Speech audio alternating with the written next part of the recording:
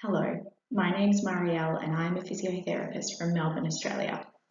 I will be presenting on the feasibility of continence education classes conducted via telehealth compared to in-person classes. I'd like to thank my co-authors, Brennen and Amy Faulkner, for their assistance with this project. There was no external funding supporting this project. The Monash Health Community Continence Service is a specialist, multidisciplinary public outpatient service, and we have been providing group education classes since 2016. These sessions are provided to newly referred clients prior to them attending their first appointment. They cover education on good bladder and bowel habits, as well as basic self-management strategies. Our recent review showed that this model of care greatly reduced patient waiting times as well as non-attendance to first appointment. This review was previously presented at ICS Online 2020. COVID-19 presented numerous challenges to healthcare services across the globe.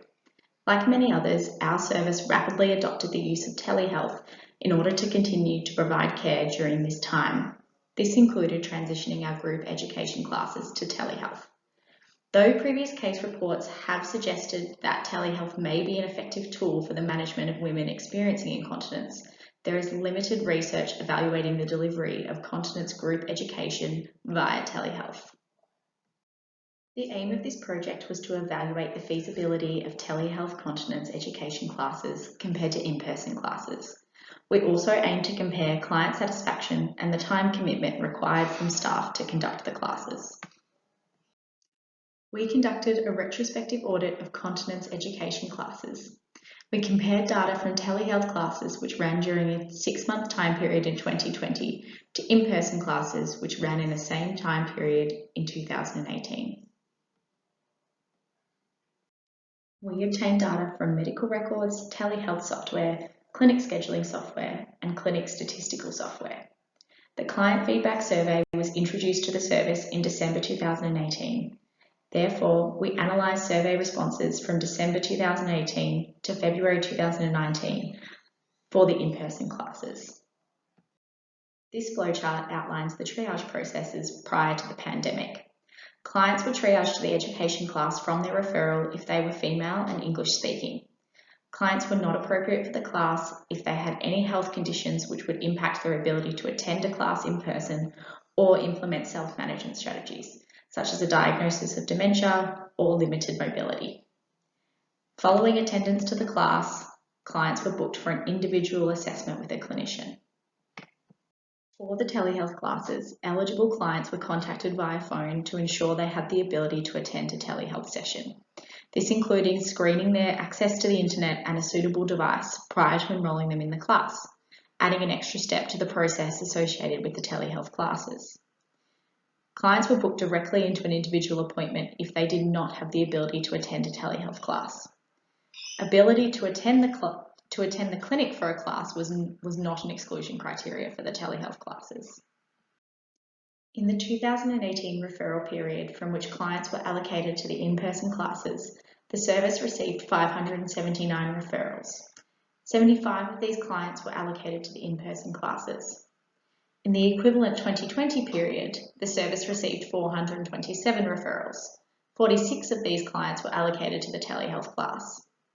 The percentage of clients eligible to attend the class was comparable across the two time periods.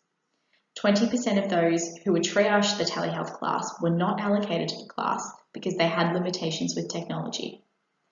There may be a correlation between the ages of clients who have the ability to attend a telehealth class, as the average age of attendees in the 2018 period was higher. Non-attendance rates were comparable between the in-person and telehealth classes. However, clients were screened for their access to technology prior to being booked into the telehealth class.